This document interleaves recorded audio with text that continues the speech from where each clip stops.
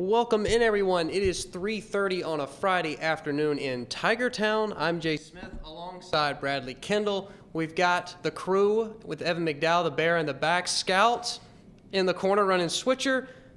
It's after further review. Here to talk some college football, go over some off-season news. Let's dive right into it, Bradley, after further review. We've got some men on the move, and by men, I mean the quarterbacks. A lot to talk about at the quarterback position. The same thing happened kind of last year. We were talking about Kelly Bryant coming in as the new starter.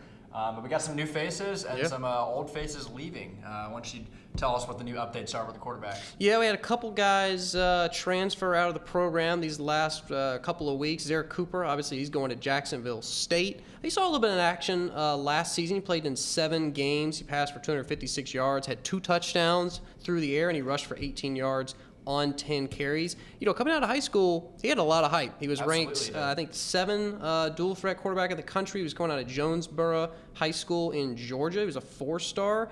And what's interesting is because I didn't realize this, because he's transferring to Jacksonville State, which he does not have to sit out. It's an FCS school, so he doesn't have to sit out. Probably the reason he went there. Yeah, and there were some Clemson fans that were like, okay, even though you're going to the Gamecocks, we won't give you too much crap. The Gamecocks will actually support. Overwhelmingly, most of the responses that I saw on Twitter and social media with the announcement of his transfer were positive and encouraging, which is something that you like to see. But I mean, I don't really think that a lot of people thought of this as a surprise. You know, we've kind of talked about, obviously, you've got Hunter Johnson, you got Trevor Lawrence coming now, and just based off of some of the conversations that we've had, you know, with other people, especially inside the program, Zerrick didn't necessarily mesh with the team as well as the other QBs. No, I mean, he filled in okay this year. I mean, we saw the Syracuse game. Obviously, that was the most obvious one where he came into the second half for Kelly Bryant. He did okay. I will say I'll give him a lot more due than I probably gave him during the game. 10 for 14, 88 yards. Had a pretty good QBR that game. But, yeah, I think overall people saw that there was just something there that was missing, and we didn't really have confidence in him going forward if he was about to replace someone next year, and I don't really think there was any way for him to work his way into the starting rotation. Yeah. So I think it's definitely best for him to move, and I like the move for him going to FCS school, obviously, to start playing immediately. I mean, he'll be the star guy. You know, I mean, he could have been. I think that, you know, somebody of Cooper's talent has the ability to be a star even at D1 school, possibly a Power 5 school. I just think that he got in a place like Clemson that has now recruited so well and has so much talent, especially at that position. It's gotten really crowded at quarterback at Clemson the last few years, that he just didn't have enough space to really – he didn't have a way to have a moment where he could show what he was made of and shine and have a starting role. Yeah, I don't blame him for coming in when he did. I mean, at the time, think about it. He knew Deshaun was on his way out. He knew there's a chance he could compete for the starting job, and, you know, he came to a great school like Clemson as a highly rated recruit. I do, you know, like I said, I think it's good for him to go to Jacksonville State and play immediately, but he's only, a sophomore now. So he still could have sat out and had a pretty good career somewhere else. I think, like you were saying, he probably could have gone to a D1 school and done pretty well. But, you know, he'll get to play immediately. He'll get to be the guy at Jacksonville State. So we'll see how he does. I think he's good enough to where he can succeed elsewhere. Evan, you feel like this is a wise move for him to transfer out as a sophomore, especially to an FCS school? I mean, I feel like, again, somebody of his talent level, even though he wasn't able to display it on the field, could have gone to a bigger school. No, I mean, I can't disagree with Zerrick on this decision. And I think, you know, going into the offseason, we knew that a lot of the backup quarterbacks, or maybe not a lot, but at least 1 or 2 of the backup quarterbacks here would end up transferring. We just wanted to see which ones it would end up being. So I think for Zerrick, this is probably the smartest decision for him. I think he probably realized that he's not going to get a lot of playing time next year. I mean, you got Hunter Johnson, who probably is above him on the depth chart even before he left after the end of the year. And with Trevor Lawrence breathing down your back at 6'6", you know, he's just so good that you don't want to have to compete with that either. So basically the odds were just stacked against Zerrick. So I think it makes sense for him to transfer. I think it makes sense that he's transferring somewhere where he can play immediately. I think he'll have a good chance to, you know, be Jacksonville State's starting quarterback week 1. He will have to compete with 5th-year senior Bryant Horn. But I think it's probably just the most wise decision for Zerrick, and you know, I can't be mad at him. He played well in the times that he did get on the field, but ultimately he just didn't have what some of these other guys on the roster have, and he just didn't quite break out and couldn't quite get to that starting role here at Clemson. Yeah, I mean, again, I don't think there's anybody faulting him for it. I think most people kind of understand where he's coming from. But that leads into the second QB transfer announcement this past week. Tucker Israel, he announced that he is going to transfer to another school. Not confirmed anywhere yet, but he's going to do it after he obtains his degree. So he will graduate from Clemson University. He didn't really see much time, though, this past season. He didn't play in any games. He did play briefly in 2 games way back in 2016. I think he was 4 for 4 passing, so, he was able to convert when he got in the game.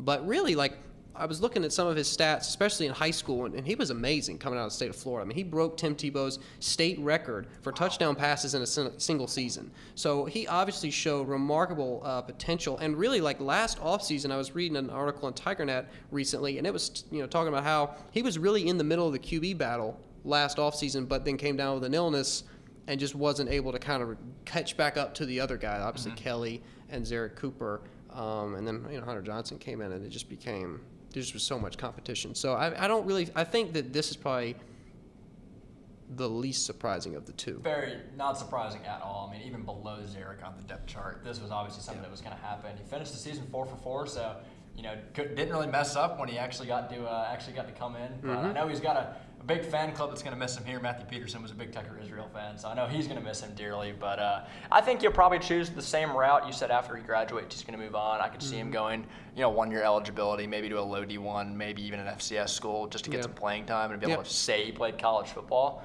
But I'm amazed that much success in high school. Yeah. It is amazing how the number of guys that are so good coming out of high school can just disappear once they get to a college level and just start especially at a D1 level with so much talent and so much depth at basically every position. It's unfortunate for him. I mean, that's just kind of the way it happens sometimes. You see a lot of guys that just fall underneath some of the stars that end up rising up. But I wish him luck the rest of his way. That's good. He's going to get his degree. Big respect to him for that. So. Yeah, I don't know what degree he's going to get from Clemson, and I'm not sure when exactly he'll graduate, because I know a lot of guys take classes over the summer, usually have full loads over the summer. Yeah. Like Deshaun graduated in 2.5 years, so I'm not exactly sure what he'll get his degree in, but I do know that he will hang around in Clemson until he graduates. But I would imagine that would be in the fall. He's got one more year, so then probably by then. I would Sociology think, so. major for what it's worth. Sociology was his major? That is correct. Okay. Yeah. Well, I mean, obviously not too surprising. I mean, Evan, you feel like anything from these 2 announcements jumped out at you, or did you kind of see? I mean, I know that we've talked a lot especially this past season, between Zarek and Hunter Johnson, and who was the best backup to Kelly. We never really talked about Tucker Israel. He never came into the conversation, so I don't really feel like this is that surprising. No, not at all. I would say the 2 most surprising things about these guys transferring is, A, Zarek announced his transfer before Tucker Israel did. I think even midway through the year, everybody was kind of like, oh, Tucker Israel, he's still on the roster. Well, he won't be after the year is over, because he's going to transfer, because quite frankly, he just stood no chance of ever becoming the starter here. We're just too loaded with talent at the quarterback position. So I was a little bit surprised that I heard of Zarek's transfer first. And then the second thing that surprised me is that Chase Bryce is still on the roster here. Now, he's a solid quarterback and is going to make a great 3rd stringer this year, or maybe even 4th string, depending on how Trevor Lawrence does this spring. But I think Chase will probably be the next one to go. Probably, maybe not even this offseason, but at some point, figure Chase Bryce will realize that he doesn't stand much of a chance either with Kelly, Hunter Johnson, and soon-to-be Trevor Lawrence in front of him. But yeah, you got the news that Tucker Israel transferred, and you're just kind of like, oh, okay, because it just wasn't that big of a surprise. But obviously, we wish him the best moving forward, not just in his football career, but also with his health. And we just hope that whatever he does after he graduates from here, obviously we're going to wish him success. But no, not surprising at all for me. Yeah, I think that pretty much covers, the news that we've had the last couple of weeks as it relates to quarterback. Obviously, there's a lot of off-season, a lot of practices, and, spring ball to be played. So I don't, we'll get into who's going to start this fall a little bit later. Yeah, so but we'll take a quick break. We'll be back in a couple of minutes here, and we will talk about Clemson's 2018 schedule in a second. God dang. This is bad. Please. Oh, God. Yes. The people have spoken. I love it. Tastes like bubble gum. Real nice. Yeah, Tutti Frutti is great. This is great. I love it.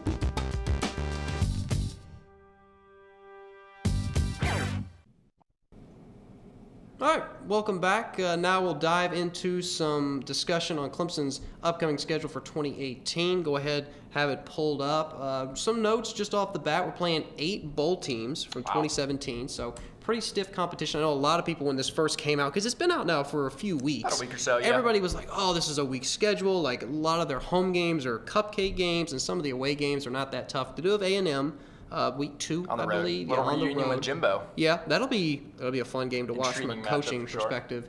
Just with how much knowledge Jimbo has at Clemson at Mm-hmm. this point. But yeah, 8 bowl teams from 2017. We're playing 2 SEC opponents, which is the 8th time in 9 years that's happened. So Clemson, I feel like, has done a great job scheduling tough out-of-conference opponents. Some of the games are on the road. We've played Auburn on the road. We've played Alabama in neutral locations. We've played A&M now. Had Georgia a couple years back. Georgia a Yep. couple years back with a home and home. So doing pretty good against out-of-conference opponents. And then one interesting nugget that I found, Clemson will not have consecutive home games until the end of the season, the last 2 games of the season. Yeah, you're right. And that's the first time that's happened since 1986. Wow. Someone's keeping track of that stat somewhere. It was a Tim Beret Amazing moment. you Like, I found just that. saw it and I was like, I gotta shout this out. So That's it. Yeah, that's something. I think the schedule definitely picks up the second half of the year, especially after the bye week. I think our bye week comes at a great time. middle of the season too. Yeah, Dead right before smack the in middle NC of State season. game and the Florida State game and the Louisville game. So much preparation for that state game because we've seen in the years past how close that can be. 2 games that I noticed right off the bat, not to sleep on coming up this year, at Wake Forest. I know Wake is losing their quarterbacks, but a team that's been building momentum the last couple years that played us pretty tough, I feel like this past year and the year before that. So, obviously a road game like that, nothing to sleep on. And at Boston College, Boston College running back this past year was a freshman and absolutely killed it in the backfield for BC. And, they were very surprising, I believe 8-5 team. I can't remember their exact record, but on the road, up at Alumni Stadium in Chestnut Hill towards the end of the year, could be a trap game for them. Other than that, I don't see much on the schedule I'm really too worried about. I don't think Texas A&M is going to be that big of a problem because it's only going to be Jimbo's second game at the helm. You know which so- team I didn't hear you mention?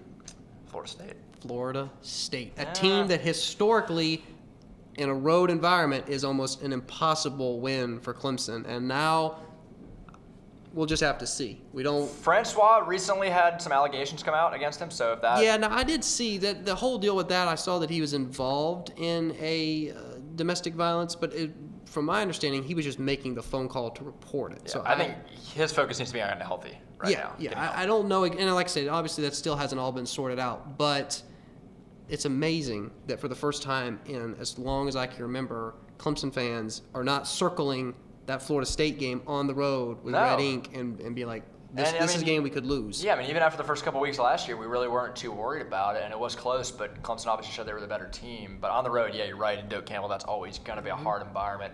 Louisville's not going to be the same this year, obviously missing Lamar Jackson.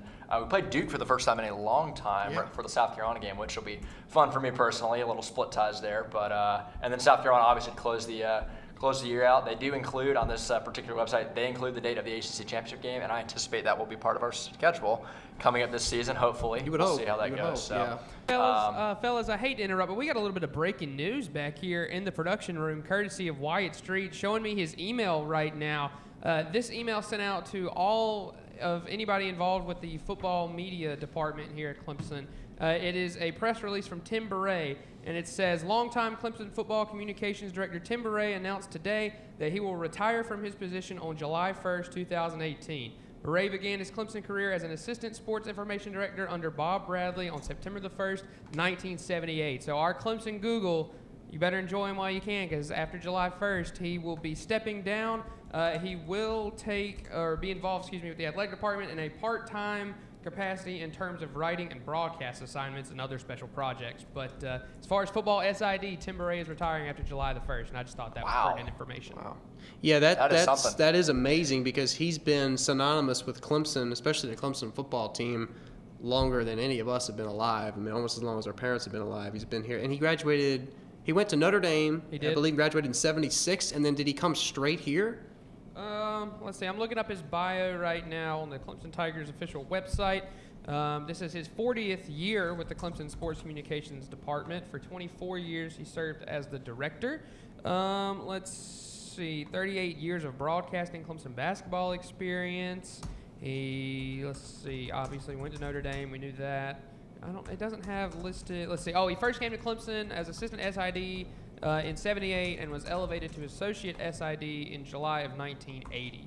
So yeah, it sounds like pretty much not long after he graduated from Notre Dame, he migrated a little bit south and a little bit east, and he's been with us ever since. Well, I hope he continues tweeting, especially providing us Yeah. stats like you just found earlier, because he's got a pretty good Twitter account. And I what's must interesting, say. I don't know, you may have mentioned this, I just didn't hear you, but in November 2007, he was named an honorary alumni of the university by the Alumni Association. So obviously Well-deserved. he has been intertwined with Clemson and Clemson football for such a long time. Do you know how old he is, Tim Murray? Does it say it on there? I'm not. He's got to be pushing, Yeah, I'm not sure. 70-ish. What? I mean, he's retirement age. Yeah, Yeah. he's been around It's about that time for for so him. long. And I mean, there's so many connections that he has with the media. I mean, guys like Marty Smith, Chris Fowler, and I'm sure if they haven't already, they will be tweeting about it this afternoon once they learn of his retirement.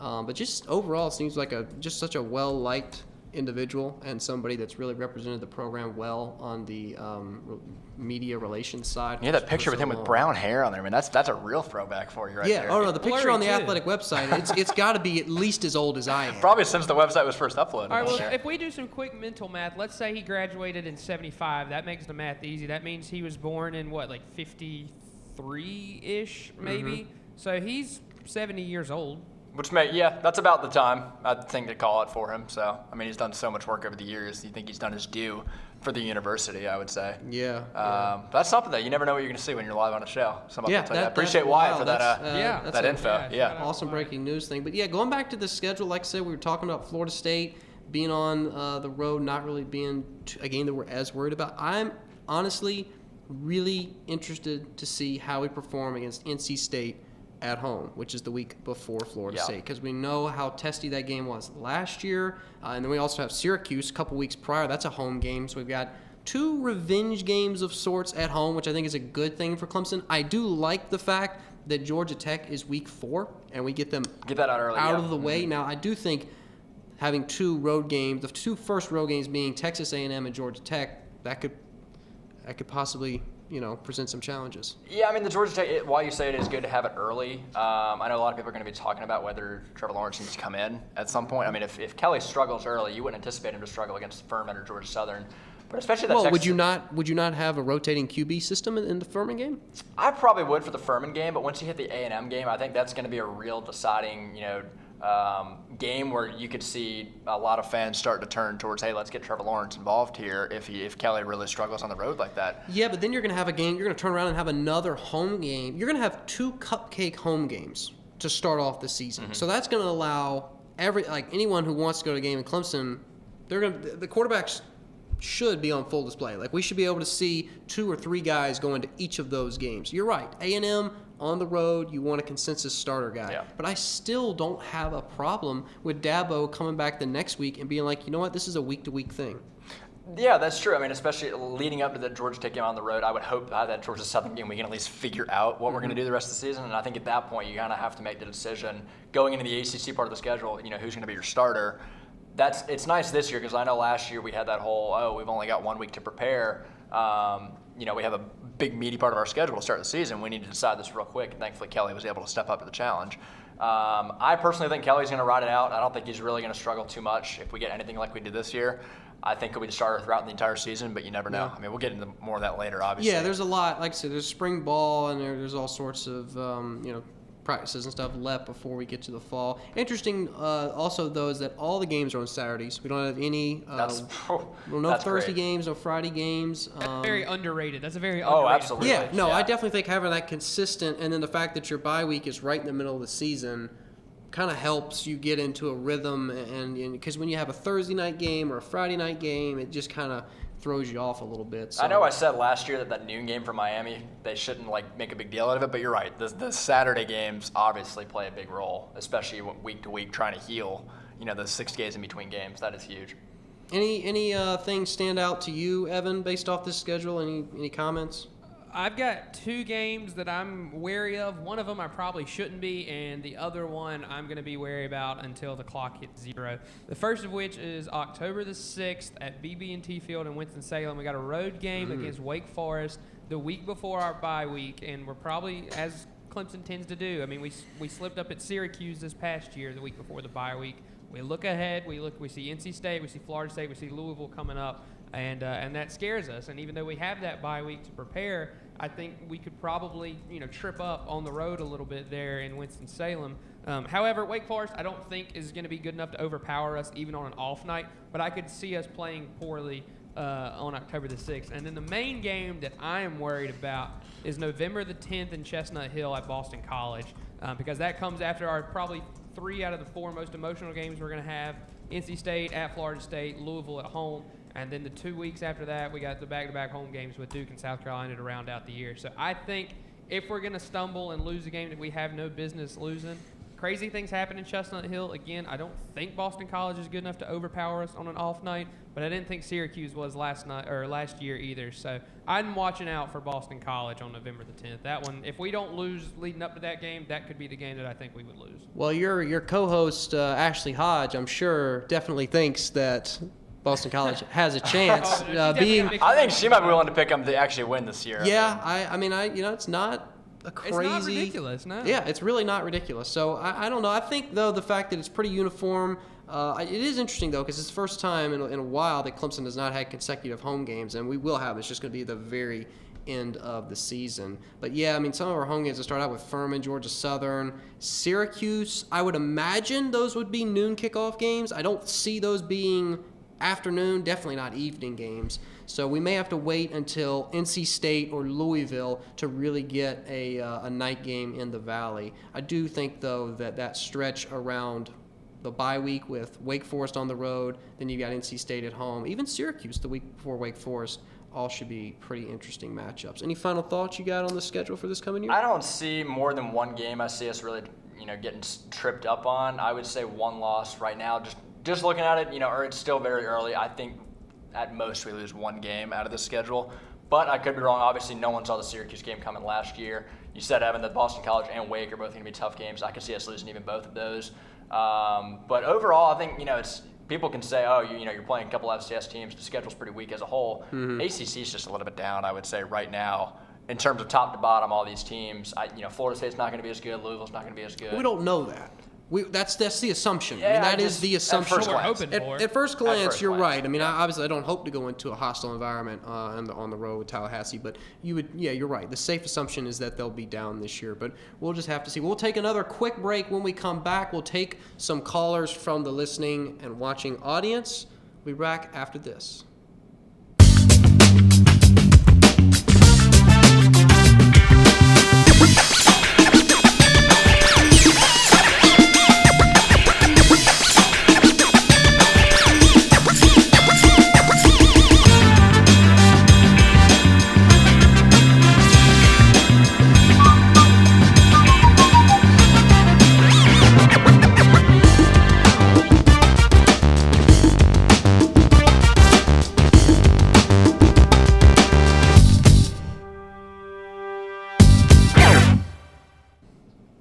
All right, welcome back. We've got one more segment before we wrap up the show. We got a couple people that said they were interested in calling in, so we'll give them a couple minutes to get their phones out, dialed up. But yeah, I mean, we've kind of hit on this, but we really haven't had a chance to talk about it on air. I think the plan for the spring right now is to have this type of show every other Friday, where it's more of kind of an informal radio style show that goes a little bit longer, and then every other Tuesday night on the alternating weeks we do more of a sit-down interview show where we'll have guys on who are on the team, guys who are associated with the team.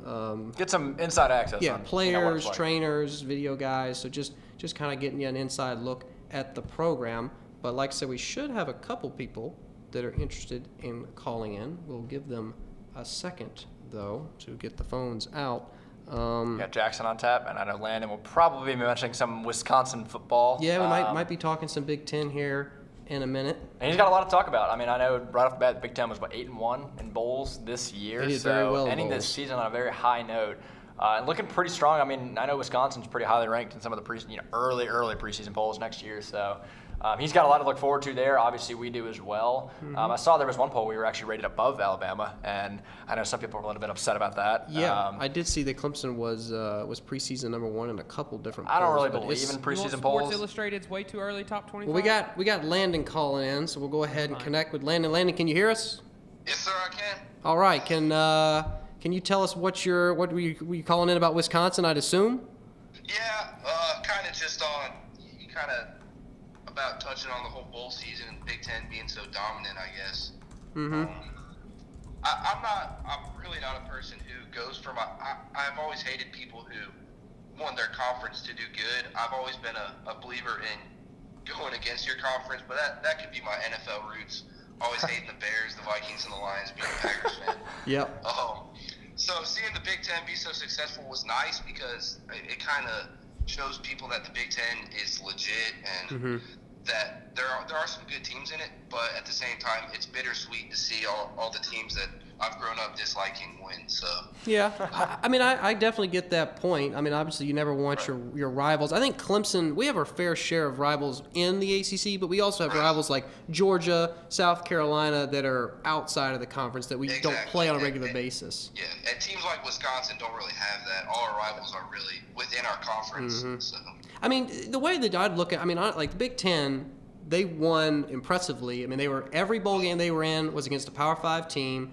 Yep. The Big Ten won half of the New Year's 6 bowl games. Wow. They won the Cotton, they won the Fiesta, and they won the Orange Bowl. Didn't win any playoff games. Didn't win any playoff games, but they still took home half. Well, Clemson didn't win a playoff game this year either. That's a valid point. You know, some could argue we didn't know. At least they made it though. Yeah. This is true. It didn't look very good in the game, but we did make it. So I mean, yeah, I think that it surprised me. I think it surprised a lot of people that the Big Ten did so well in bowl games. I know the Pac-12 was abysmal. They only won. It was complete opposite. It was 1-8 versus 8-1 Yeah, the Pac-12. And I think that's the worst record for a Power 5 conference ever. And in the bowls. outside of the Michigan-South Carolina game, I mean, if Michigan would have just, held the score that they had for the 3.5 quarters they were up by, you would have looked at an undefeated bowl season for the Big Ten. Yeah. I think Michigan was trying to give South Carolina a late Christmas present with the way they came back anyway.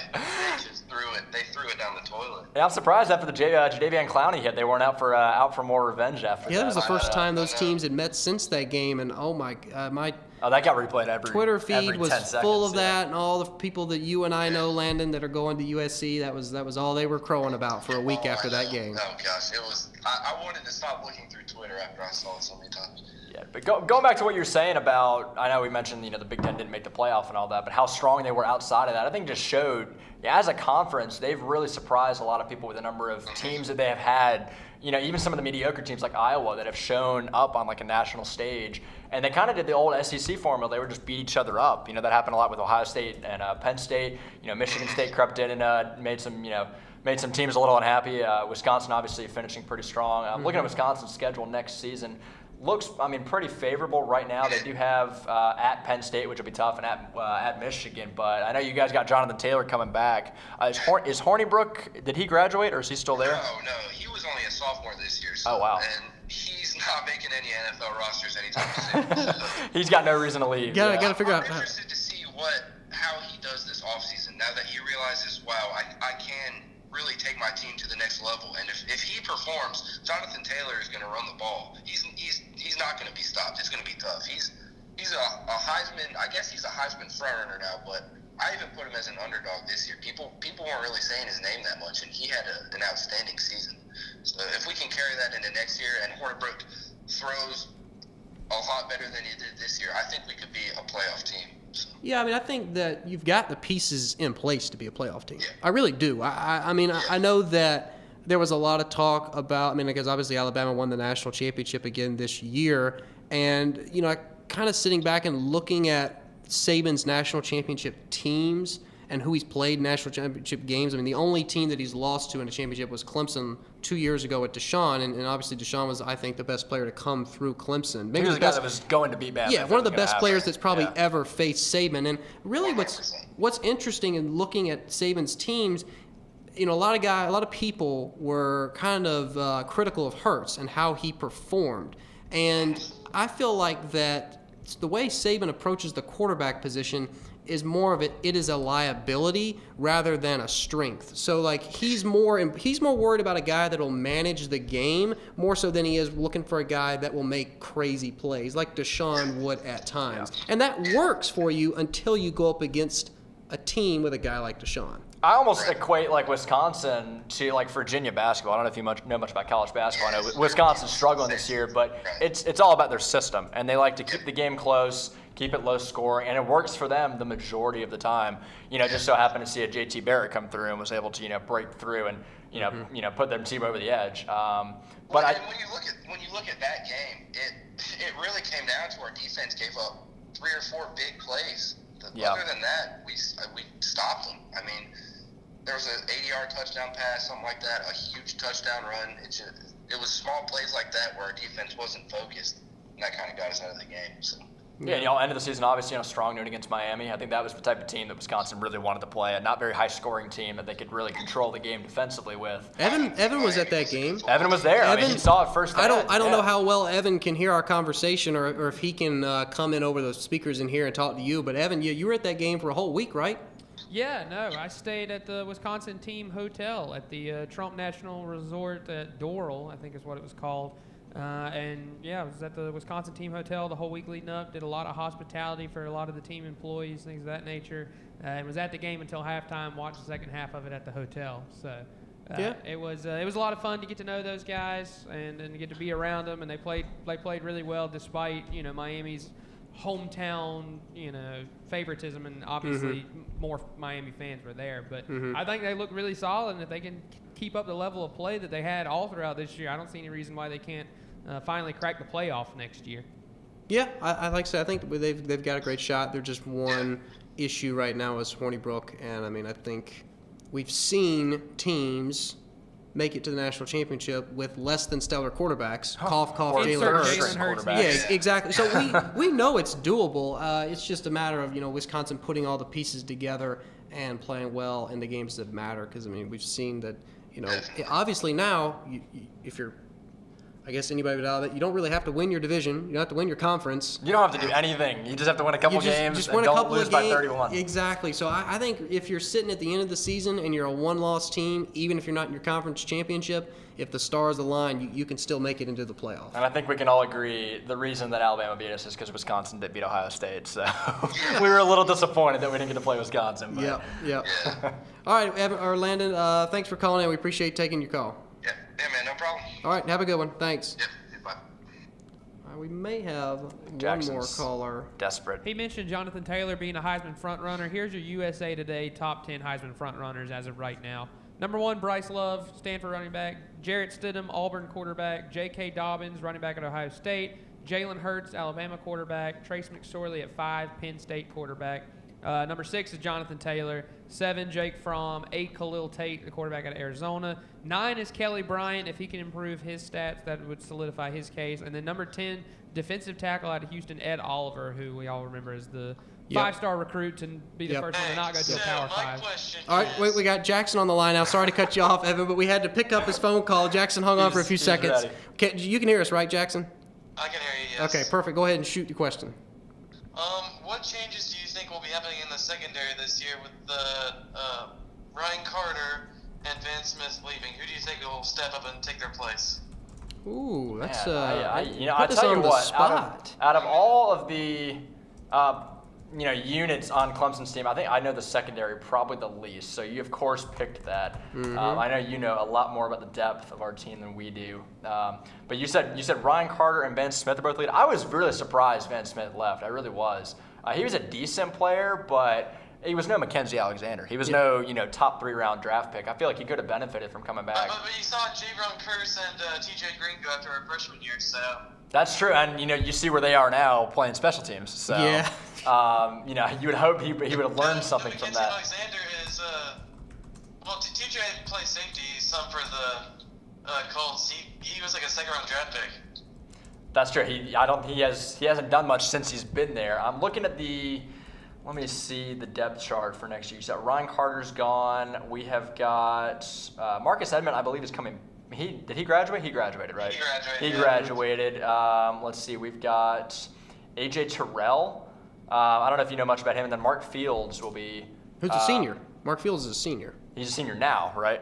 Yes. He'll be a senior next year. He'll be a senior this coming year. A.J. Terrell is a sophomore. And you got Trayvon Mullen. I think the secondary is going to be okay. I think like what happened this year, the defensive line and the linebackers are really going to have to carry our team because we saw a little bit of them get exposed on the outside towards the end of the season, especially against teams that could really throw the ball well. So I think that's going to be the biggest challenge for Venables coming into this season is really developing the secondary. Yep. It could be nice to have some new guys come forward and see if they can play the position just as well. In my mind, there's really no excuse for Venables to not develop the secondary rather well because he's got his entire D-line returning. Obviously, we all know that. So theoretically, there should be nothing that he would need to worry about on the defensive lines, it's just going to be more of developing the secondary so we don't get burned deep downfield, which did cost us some big plays. A couple times, yeah. And that's all it takes. All it takes is a couple big plays against a team, gets them hot, gets the momentum going, and it can really change the way a ball game plays out. So I don't know. I mean, I think that it's probably the weaker spot in our defense this coming year, but I think there is potential for it to also change from being a liability to being a strength. I know, Jackson, we've had conversations. The one player I'm really looking forward to next year to see how he develops in year 2 is Isaiah Simmons. I know he had a lot of, breakout games this year. He made some big plays on pretty big stages as a young player. So I'm excited to see what he does after a year of experience, what he can do next year now that he'll have an even bigger role. I think you can agree with that, I'm sure. Yeah. You got anything else for us, man? You got outside of the secondary, you got any other any units we should look at? That's pretty much it. I know So you're expecting 12-0 next year, playoff berth for the 4th year in a row, ACC championship back to back to back to Careful back. here. Don't you dare jinx us. Yeah, pretty much, yeah. I know. I better knock on the We got desk, plenty of knock wood on to some knock out of wood. here. I know you're hoping Mr. Pat Godfrey works his way into the starting rotation next year after he had a lot of Speaking of Pat Godfrey, Pat Godfrey will be coming on. Yeah, soon. he'll be coming on the show. We'll coordinate that, and hopefully it may not be next week, but it'll probably be the week after, I think, is what we're shooting for, because this coming Tuesday is a home game for men's basketball against UNC, and that's where most of us will be. As the NFL draft approaches closer, we will get Jackson personally here in the studio. Oh yeah, Jackson's Mr. Mel Kiper himself. Gotta come on for the draft show. I cannot wait for that. Start doing your research now. We'll try and do better than we did last year with our predictions, because I know those were pretty brutal round to round. So, well, Jackson, we appreciate you. I didn't do that bad. You, did pretty bad. I would expect you to do good because you did a lot more research than we did. Yeah, so, this is true. You have came no in with excuse for doing a whole poorly. book. Well, Jackson, we appreciate you calling in, man. Thank you. All right, I don't think we have any more call-ins lined up. Evan, you got anything you want to add to kind of the discussion that we've had about the secondary? I mean, is there anything that you feel like stands out to you, or anybody that you feel like will be, the starter for this fall? I think the one I'm going to want to watch, Trayvon Mullen led us in interceptions this year as not really a starter. As far as other returning corners, Mark Fields was out for most of the year with a toe injury. A.J. Terrell played really solid, especially as a true freshman, and LeAnthony Williams redshirted this past year. So look to see what he could do next year. And then at safety, we still got Tanner Muse. Isaiah Simmons played really well. Looking forward to seeing him next year. Kayvon Wallace and Denzel Johnson. So will we be a little bit weaker in the secondary? Yeah, but is it going to matter? No, because our defensive line is going to be just as good, if not better, than last year, obviously with all the Power Rangers coming back. So even if our secondary is a little bit weaker, if the quarterback doesn't have enough time to make a good throw, it's not going to matter anyway. So either way, I think we'll be just fine. Yeah. All right. Well, we got, I think we're out of time for today. But like I said, we should be back not next Friday, but the Friday after. We're doing these shows every other Friday on alternating weeks between the Tuesday shows. But it's been a lot of fun. It's been different. Absolutely. It's always good to change things up a little bit. Different doing it on a Friday afternoon. Hopefully this will allow some of our viewers to call in a little bit more often, depending on schedules, because we won't have as much going on closer to the weekend. But it's been fun bringing you this episode of After Further Review, episode number 39. God. Approaching Way to the halfway century mark. the big 4-0. We'll hit that next week with either a Tuesday show or I guess a Friday show, since we won't be doing one on Tuesday possibly. So yeah, been a lot of fun. As always, we appreciate everybody in the back doing their part. I know Scout helped with Switcher. I think Ryan, who may not be here anymore, He he dipped out. had to go to class. Don't give He him credit. He did dipped out. audio Class. for us. Taylor's back there somewhere. that? I know Wyatt Street. Oh, speaking of Wyatt Street, I know that we played his bumper once during the show on a break, but check out his new show. It's called the Tiger Vision TV Show, the show. TV show. So Very creative. It's going to be about, I guess. I was an different- honorary guest on it last show. Yeah, going to be about different Tiger Interview Vision won 9 members. pieces of candy, so there's an incentive right there to come on. So, and I think the first episode's already come out, but the second episode will air Pretty soon. I know he just edited the one with Thomas, and I should be coming on relatively soon after that. So we'll get that posted. We'll be on the relatively lookout soon. for that. He but said yeah. the first episode airs today. He just wanted to make Airs sure. today. First episode airs So today. they'll work on the second episode shortly. What Something to look time? forward to. What time do they usually air? Fridays at Fridays at 7. 7 Set your alarms p.m. There you accordingly. go. Prime time TV watching. There you go. All right. Well, it's been a lot of fun bringing you this episode. As always, for Evan, Bradley, and myself, this has been After Further Review. Thanks for watching.